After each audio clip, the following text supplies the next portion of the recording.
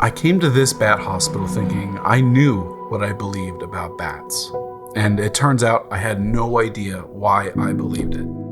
Because you see, I've been afraid of bats my entire life, not because of anything that I'd actually experienced, but because I accepted what I was told without ever questioning it.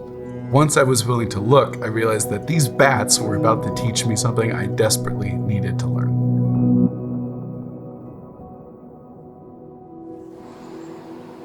This is the Tolga Bat Hospital in Queensland, Australia. They exist because most people get bats completely wrong.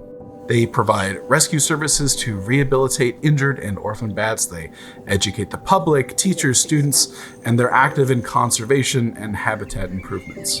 They're pretty awesome. Even though I'm here visiting bats and I have some kind of fascination with them, I have a prejudice stemming from when I was a little kid.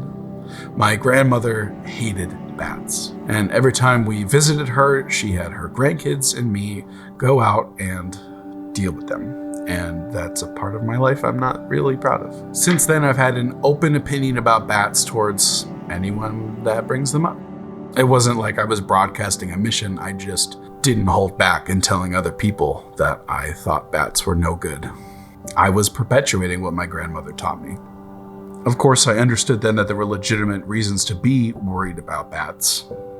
And I knew that they had usefulness too, but even so, I held on to that rigid belief for most of my life. I never questioned why I believed it. And the stakes for better understanding were never high. I was never directly affected, so I didn't need to change. I was about to find out what happens when that box is directly challenged. What you'll see here are primarily flying foxes, and they are adorable. Our small little group toured the facility, and it was explained to me that these bats are a keystone species. They're crucial for long-range pollination. This is a part that I had some familiarity with, but what I didn't know is that the diseases heavily associated with bats are strongly misunderstood. I encourage you to go take a look at their website yourself, but as they summarize, the irrational fear of diseases in bats is an impediment to the conservation of flying foxes in Australia and other countries. I was starting to question what I thought I knew, but what struck me the most was the protectiveness and care that the staff was providing. To me, this went well beyond simple care and rehabilitation for what I thought was at best a useful critter. These bats were loved.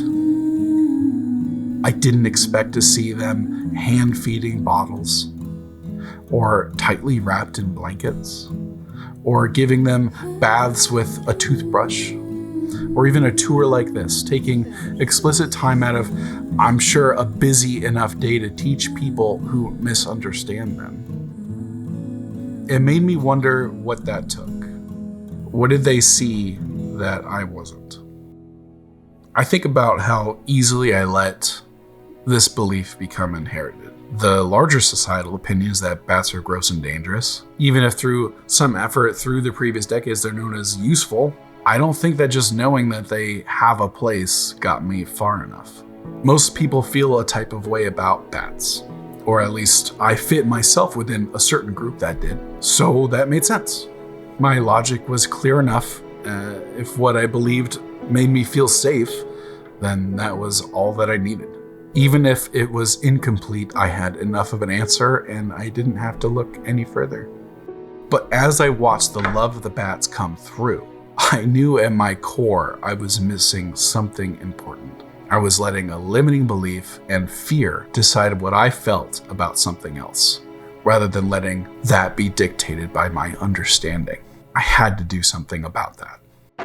There are some requirements for changing a judgment, and part of that is creating for and allowing for the opportunity itself. One of the reasons I bring my camera with me is because it forces me to connect with whatever my subject is.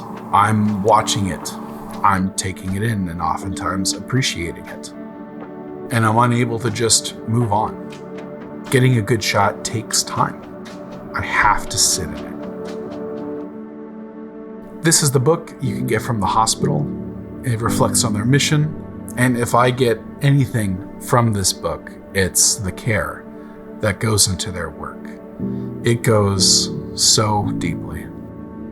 It isn't lost on me that my realization that I was wrong is followed by the gift of being able to admit it. If I wasn't willing to be wrong while I was there, or willing to be open, nothing would have changed. And you can say it's just bats. It isn't that deep. But it isn't just about that for me. It makes me question what else I put into a stupid little box because of fear. And it's just easier for me if it stays there. It makes me wonder what I'm missing because of being stuck in that. What other wonder of life and appreciation I could be holding and embracing and being enriched with. Today, I try to take stock of other bias or prejudice I hold. If you were to survey yourself right now, you'll likely come up blank. I do too. Coming to the answer of such a broad question, what am I prejudiced about right now?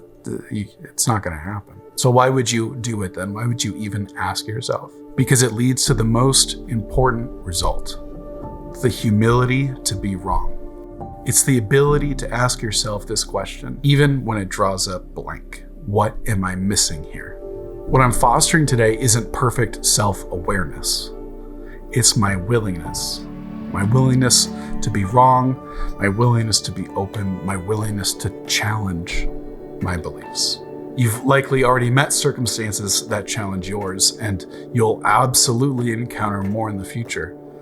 But what are you looking for? How will you know when you're in that moment? Well, you can take stock of your negative beliefs about a group or idea. Pay attention when that crops up, particularly when you have a lack of direct experience. You're likely filtering information to confirm your belief, and you're shrugging away anything that challenges it, or your belief carries an emotional charge. The most difficult step is to be open to and go looking for the answers that would prove your belief wrong. It's scary. You're naturally unwilling, and there are many reasons why you don't even have to go looking. But if you do, you'll inevitably be met with compassion, and you'll gain a life with deeper connection than you had before.